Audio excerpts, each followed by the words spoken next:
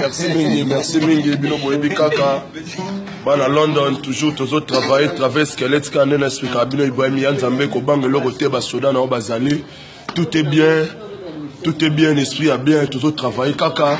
donc toujours quand ça moi ba plan préparation car il y a disque et album toujours quand ça va moi plan bana Londres Maoluta donc Luta Maoluta donc na bosanioté donc Versace Luta na bosanioté Juvenal Luta na bosanioté Binoto na linga Binoto salon José Mampuya na London pourquoi pas ser na kwani na London présent Hilaire Noland na bosanité Alain Mandebo na Irlande na bosanioté donc voilà quoi donc toujours travailler avec Longo ba berbe chanter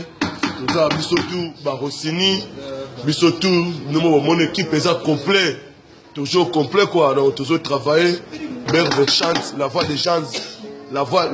voix des gens azawa des anges tout ça là yawa donc des gars là qu'on s'abinoté donc allez ka songo des gars donc bisotou basiste bo ba basiste kilo ana bon yo que tu na disque ba na Londres bozo 65 kilos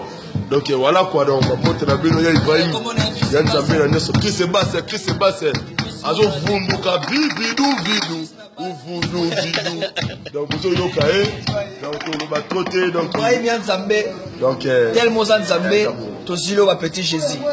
Chris Moda na tempo Chris base na base ozomona donc toza ba Christo absonyos donc wa Yesu nde bazawa les gars metali pesa tango toujours champion pesa tango